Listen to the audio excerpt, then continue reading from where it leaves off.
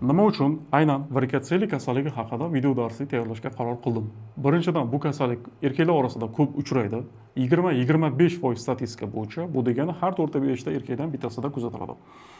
Ikkinchidan, kasallikning oqibatlari jiddiy, ya'ni erkaklar bepushtligini eng asosiy sababchilaridan bittasi aynan shu kasallik.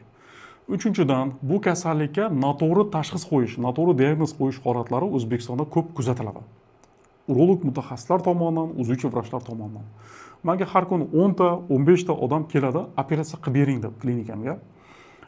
Va ko'pchiligini o'zlarining qo'lida uzi qog'ozi bo'ladi va tashxis yozilgan qog'oz bo'ladi.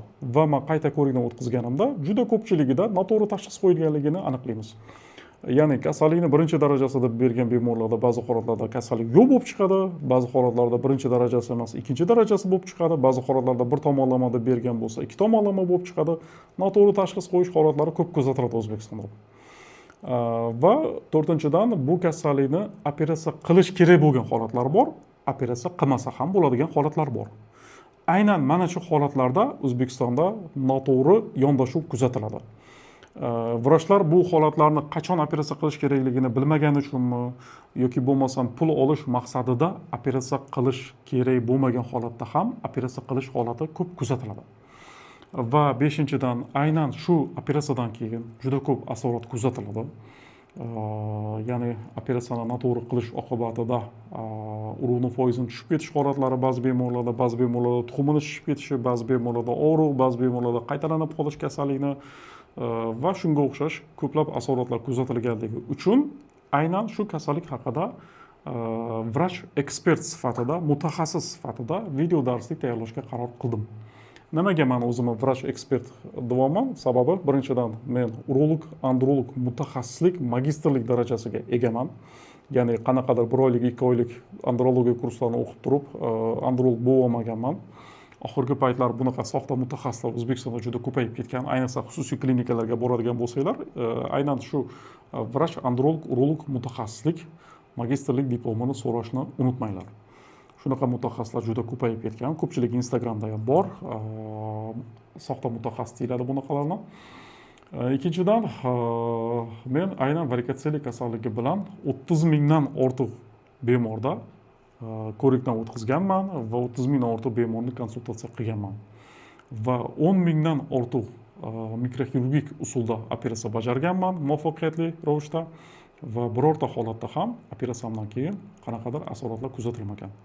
Va mikroxirurgik usuldagi operatsiyani, bu eng zamonaviy operatsiya, O'zbekistonda birinchilardan bo'lib yo'lga qo'yganman. Va 10 yillik stajim davomida Toshkent tibbiyot akademiyasida urologiya fanidan bo'lg'usi shifokorlarga dars o'tganman va Respublika ilmiy amaliy urologiya markazida bo'lg'usi urologlarga, ya'ni klinik koordinatorlarga dars berganman va O'zbekistonda juda ko'plab urologlarga ustozlik qilganman. Va menga eng ko'p kelgan savollardan bittasi bu varikatsiyalik kasalligining belgilari qanaqa? Uy sharoitida doktorga bormasdan tashxis qo'ysa bo'ladimi, yo'qmi degan savollarni ko'p berishadi. Varikatsiyalik kasalligining belgilari har doim ham namoyon bo'lavermaydi. Ya'ni kasallikni aynan oxirgi darajalarida, kasallikning 3-bosqichida tomirlarni tashqaridan qaraganda ham bo'rtib chiqishi, uzum shingiliga o'xshagan tomirlar ko'rinib turishi va tuxumni tepasida shishib qolishi tomirlarni va tuxumni, o'sha varikatsiyali bor tomon tuxumni osilib qolishi holatlari namoyon bo'ladi. Shu holatlarga qarab turib, uy sharoitida doktorga bormasdan tashxis qo'ysangiz bo'ladi. O'zingiz ham oynaga qarasangiz yoki qarasangiz mayda bo'rtgan tomirlar bo'ladi, osilib qolgan bo'ladi tuxum, o'sha narsaga qarab turib tashxis qo'yish mumkin. Bu kasallikning oxirgi darajasida, ya'ni 3-bosqichida. No, kasallikning 1-2 bosqichida siz uy sharoitida tashxis qo'ya olmaysiz. Unda albatta mutaxassisga borish kerak bo'ladi va uzviy doppler tekshiruvdan o'tish kerak bo'ladi. Va keyingi asosiy sabablardan bittasi bu noto'g'ri tashxis qo'yish holatlari O'zbekistonda nimaga ko'p uchraydi? Bu birinchidan vrach uzuvchilarni va ikkinchidan vrach urologlarning malakasini yetishmovchiligi. Kasallikning 3 ta darajasi bor. Birinchi, ikkinchi, 3-darajasi. Birinchi darajasida tomirlarning hajmi uzviy doppler qilganimizda 2 mm dan kengaygan bo'ladi, 3 mm gacha bo'ladi va aynan qorin ichki bosimi oshirilgan payt, ya'ni kuchaygan paytdagina qon oqimini buzilishi kuzatiladi. Ikkinchi bosqichda tomirlarning hajmi 3 mm dan katta 4 mm gacha bo'ladi va tinch turgan holatda ham qon oqimining buzilishi, reflyuks aniqlanadi. Uchinchi bosqichda tomirlarning hajmi уже 4 mm dan katta bo'ladi. 5, 6, 7 mm bo'lishi mumkin va tashqi va ichki tomirlar kengaygan bo'ladi. Ya'ni mayakning o'zining venalari kengaygan bo'ladi va mayakni o'rab turadigan parda va mayaklarni ko'tarib turadigan musculus cremastrosus venalari ham kengaygan bo'ladi. Bunaqa holat kuzatilsa, demak kasallikning 3-bosqichi. Qachon operatsiya qilish kerak? Qachon operatsiya qilmasa ham bo'ladi? O'zi operatsiyasiz davolasa bo'ladimi? Bemorlarni eng ko'p qiziqtirgan savollardan bittasi. Kasallikni operatsiyasiz davolab bo'lmaydi. Davolash yo'li faqat operatsiya. Operatsiyasiz davolash imkoni yo'q. Lekin kasallikni har doim ham operatsiya qilish shart emas. Qachon operatsiya qilishimiz kerak unda? Kasallikning 3-bosqichi bo'lsa, 100% operatsiya qilish kerak bo'ladi.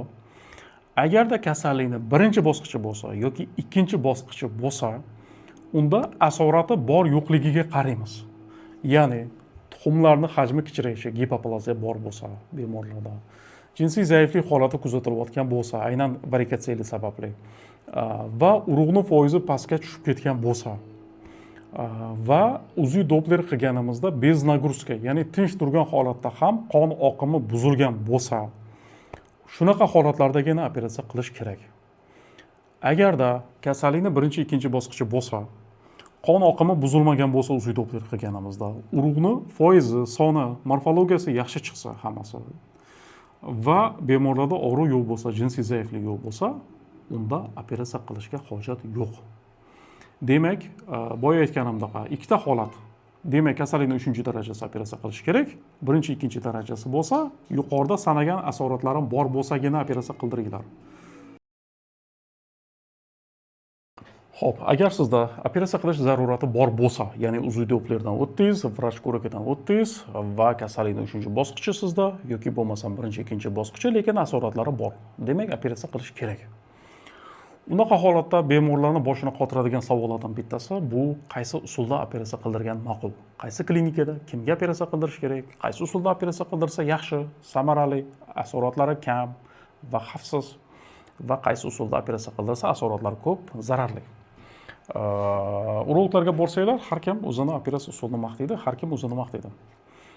Va O'zbekistonda operatsiya usullarining turlari ko'p va eng ko'p ishlatiladigan operatsiya usullari bu Paxve metod bo'yicha qilinadigan operatsiya, Ivansevich usuli, Marmara usuli, mikroxirurgik usuli.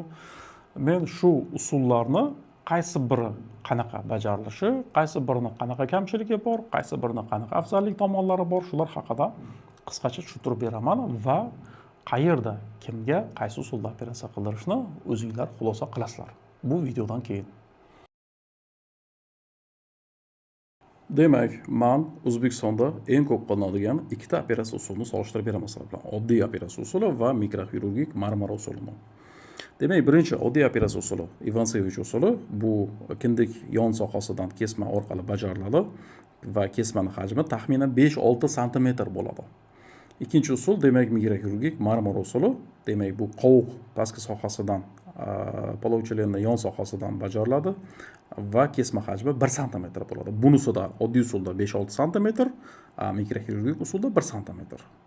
Demak, 5-6 barobar kichkina. Birinchi yaxshi tomoni. Ikkinchi yaxshi tomoni, bu usulda operatsiya qilganimizda tomirlar juda chuqur joylashgan bo'ladi. O'shaning uchun 4 ta qavat kesiladi. Teri ostiyoq qavati, muskul qavat, aponevruz qavati. Bu usulda tomirlar yuzga joylashgan bo'ladi. Shunda teri kesiladi, faqat teri tagida tomirlar joylashgan bo'ladi. Demak, bu usulda chuqur kesilganligi uchun yarani bitish muddati uzoq bo'ladi. Ya'ni bir haftada yara bitadi, lekin ichkaridagi muskul va aponevruz qavati uzoq muddatda bitganligi uchun 6 oy og'ir ish qilish mumkin emas. Sport bilan shug'ullanish mumkin emas. Mikroxirurgik usulda faqat teri kesiladi va bir haftada teri bitadi va bir haftadan keyin og'ir ishlarni ham qilish mumkin, sport bilan shug'ullanish ham mumkin. Demak, kichkina kesiladi. Birinchi yaxshi tomoni, ikkinchi yaxshi tomoni yuzga kesiladi. Ikkita yaxshi tomoni bor. Demak, uchinchi yaxshi tomoni nimada? Ivansevich usulda operatsiya qilganimizda, mana ko'ryapsizlar, pastdan chiqqanda tomirlar juda ko'plab tomirlar chiqadi. Bu yerda 4 ta chizilgan rasmda aslida 30 ta 40 ta tomir chiqadi. Va bu tomirlar mana bu sohaga kelganda birlashadi va Ivansevich usulda birlashgan joyidan bo'ylanadi. va bularning ichida kasal tomirlar ham bo'ladi, sog'lom tomirlar ham bo'ladi, hammasi bo'ylab tashlanadi. Va shuning oqibatida tuxumda qon aylanish butunlay to'xtab qoladi.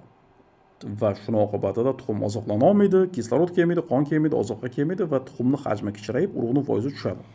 Ivansevich usulda. Marmara usulda bo'lsa, mana bu sohadan kesilib, o'sha 30 ta 40 ta tomir ichidan faqat kasal tomirlar bo'ylanadi, sog'lom tomirlarga tegilmaydi. Tasavvur qiling, masalan 30 ta tomir bor.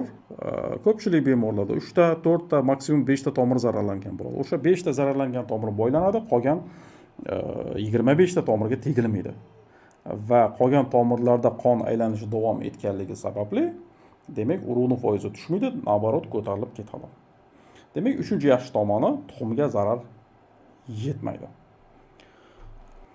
Demak, bizning gapimiz bo'yicha mikroxirurgik operatsiya har tomonlama yaxshi, kichkina kesma bo'ladi, yuza kesiladi, qon ketmaydi, zarar yetmaydi. 10 kundan keyin og'irishlarni qilish mumkin, sport bilan shug'ullanish mumkin. Tuxumga zarar yetmaydi, urug'ning foizi yaxshi ko'tariladi, har tomonlama yaxshi. Xo'p, bu usulning yomon tomoni bormi? Ha, bor. Agarda bu usuldagi operatsiya mikroskopsiz bajariladigan bo'lsa, unda yomon tomonlari yuzaga keladi. Bu usul nomidan ham ma'lum, marmara mikroxirurgik usul deyiladi, ya'ni mikroskop ostida bajarilishi kerak. Lekin O'zbekistonda bu usuldagi operatsiyani mikroskop bilan bajariladigan klinikalar bor yo'g'i 5-6 ta klinikada qilinadi. O'zi mikroxirurgik marmara operatsiya minglab klinikada bajariladi, lekin aynan standartlarga mos, jahon standartlariga mos mikroskop bilan bajariladigan klinikalar soni bor yo'g'i 5-6 tagina. Qolgan klinikalarda mikroskopsiz bajariladi. Bu mikroskop bu operatsiyaga nimaga kerak? Bu operatsiyani mikroskopsiz qilsa bo'ladi, lekin buni qilib bo'lmaydi.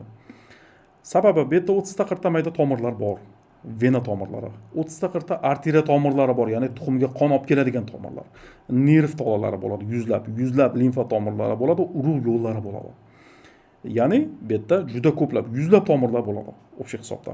Va ba'zi tomirlarni kattaligi soch tolasidek, undan ham maydaroq tomirlar bo'ladi. Mikroskop apparati bizga bir necha 100 baravar, ba'zi zamonaviy mikroskoplar 1000 baravar kattalashtirib beradi. Va bizga soch tolasidan ham maydaroq tomirlarni mikroskop apparati xuddi ruchkadek qilib, undan ham katta qilib ko'rsatib beradi va operatsiyani aniqligini oshiradi. Agar mikroskopsiz bajariladigan bo'lsa, limfa tomirlar zararlab qo'yishi mumkin, nerv zararlab qo'yishi mumkin. Limfa zararlansa tuxum shishib ketadi. Nerv zararlansa tuxumda doimiy ravishda simillagan urug' yuzaga keladi. Arteriya zararlansa urug'ning foizi tushib ketadi, ko'tarilmaydi keyin. Va mana shunaqa asoratlar ko'p kuzatiladi. Nima uchun? Aynan mikroskopsiz mikroxirurgik operatsiya qilinganligi uchun. O'shaning uchun bu usuldagi operatsiya faqat mikroskop bilan bajarilishi kerak. O'shanda yuqori aniqlikda bajariladi. Kerakli tomirlarga zarar yetkazilmaydi va kasallikning qaytalanishi kuzatilmaydi. Agar mikroskop bilan qilinsa, demak eng yaxshi usul bu. Mikroskopsiz qilinadigan bo'lsa, eng yomon usul ham shu. Eng qiziq joyini aytish esimdan chiqib ketdi. Operatsiya narxi haqida ma'lumot bermayman. Menga juda ko'p bemorlar savol berishadi. Nima uchun ba'zi joylarda varikatsiya operatsiyasi narxi 2,5 million so'm, ba'zi joylarda 5 million so'm, ba'zi joylarda 10 million, hattoki 20 millionlik joylari ham bor O'zbekistonda. Nima uchun? Nima farqi bor bir-biridan? Boya aytganimdek, operatsiyaning ikki xil usuli bor. Oddiy operatsiya usuli bor, mikroxirurgik marmara usuli bor. Oddiy operatsiya usuli O'zbekistonda narxi boshlanadi 2,5 milliondan to 5 milliongacha. Mikroxirurgik usuldagi operatsiya narxi boshlanadi 5-6 milliondan boshlab to 20 milliongacha. Nima uchun mikroxirurgik usuldagi operatsiya narxi qimmatroq yuradi? Sababi bu operatsiyaning murakkabligi, apparaturalarning qimmatligi va ishlatiladigan iplarning qimmatligi va operatsiyani qiyinchilik tomonlari ko'pligi sababli va ishlatiladigan rasxod materiallarning ko'pligi sababli oddiy usuldagi operatsiyaga qaraganda mikroxirurgik usuldagi operatsiya sal qimmatroq yuradi. No, bu narx ham nisbiy, ya'ni 2,5 million so'm o'rtacha oddiy usuldagi operatsiya bir tomonlama bo'lsa, ikki tomonlama bo'lsa 5 million so'm. Bizlarda bir tomonlama operatsiya narxi 3,5 million so'm, ikki tomonlama 5,5 million so'm. Ya'ni oddiy usuldagi operatsiyadan bunda o'ylab qaraganda bir 500 ming so'm, 600 ming so'm qimmatroq. Lekin mikroxirurgik usulda mikroskop bilan eng zamonaviy usulda, eng zamonaviy apparaturalar bilan bajariladi bizda. Mikroxirurgik usuldagi operatsiyaning narxi nimaga bizda masalan 5,5 million so'm, ba'zi klinikalarda 20 million so'm yoki ba'zi klinikalarda 10 million so'm. Nima farqi bor deb so'rashadi. Nimaga sizlarda arzon? Nimaga ba'zi klinikalarda 15 million, 20 million? Farqi operatsiya qiladigan odamni insofida va brendda. Nima degani brend degani? Nima arzon bo'lsa sifatsiz, qimmat bo'lsa sifatli. Yo'q, unaqa emas. Doktorlar o'rtasida shunaqa narsa borki, Instagramda yoki YouTube'da ozgina podpischiklari ko'proq bo'lsa, ozgina klient ko'proq bo'lsa va o'zidan zvezda yasab oladi va operatsiya narxini ko'tarib qo'yadi. 15 million, 10 million qilib qo'yadiganlari bor. Bu endi insofsizlikka kiradi. Sababi operatsiyaga ketadigan чистый расходni o'zi biz masalan 5,5 millionga qiladigan bo'lsak, taxminan 5 million so'm atrofida расход ketadi operatsiyaga. O'sha hamma xarajatlari bilan, o'sha tekshirish usullari, operatsiyaning расходlari, klinikani to'lovlari, dori-darmoni hammasi bo'lib 5 million so'm atrofida pul ketadi va biz ustiga 500 ming so'm ustiga qo'yganmiz, qo'l haqqimiz, xizmat haqqimiz sifatida. Endi ba'zi bir vrachlar bu narsani 10 million qilib qo'ygan, ustiga o'sha 5 million расходning ustiga 10 million o'zini xizmatini qo'yib qo'ygan. Endi bu insofsizlikka kiradi. Sababi o'zi yarim soatlik operatsiya uchun 10 million so'm haq olish bu insofsizlikka kiradi. Lekin o'sha 20 millionlik joyda ham, bizning klinikada ham o'sha 5,5 millionga qilsak ham, o'sha bir xil apparatura qo'yilgan, eng oxirgi texnologiyadagi apparatura va bir xil расходный material, ya'ni operatsiyaga ishlatiladigan iplar, bir xil iplar ishlatiladi. Johnson Jones firmasiniki, amerikanskiy firma bu. Va operatsiyaning sifati o'sha 15-20 millionlik joydan yaxshiroq amalga oshiriladi. Nimaga? O'sha 15-20 millionga qiladigan odam kuniga qilsa bitta operatsiya qiladi. Biza kuniga, meni shaxsan o'zim 5-6 ta shogirdlarim, atrofimdagi sheriklarim bilan birgalikda biz 15 ta, 20 talab operatsiya qilamiz kuniga. Ya'ni men aytmoqchi bo'lganim, bizda bu narsa haqida opit ko'proq, tajriba ko'proq. Bitta operatsiya qilgan odam bilan 15 ta 20 ta operatsiya qilgan odamning tajribasi orasida katta farq bo'ladi. Endi bundan tashqari mikroskopik usuldagi operatsiyani 5,5 milliondan arzon qilish holatlari O'zbekistonda menimcha kuzatilmaydi. Sababi yo'q unaqa operatsiya. Negaki O'zbekiston bo'yicha surishtirib o'zi 5-6 ta klinikada qilinadi va eng optimal variant, eng arzon qilib qo'yganmiz. Agarda bundan arzon bo'ladigan bo'lsa operatsiya narxi yoki mikroskopsiz amalga oshiriladi oddiy usulda, yoki bo'lmasam operatsiya qiladigan odamni albatta diplomini surishtirib ko'ringlar. Urolog, androlog mutaxassislik diplomiga ega bo'lmagan soxta mutaxassislar Instagramda tiqilib yotibdi. Ya'ni 2 oy kimgadir shogird tushib, operatsiya qilib yurgan uzuvchilar ham bor, laborantlar ham bor, nevrologlar ham bor. Hech qanaqa mutaxassislik yo'q, tajribasi yo'q, diplomi yo'q. Shunaqa soxta mutaxassislardan ehtiyot bo'linglar.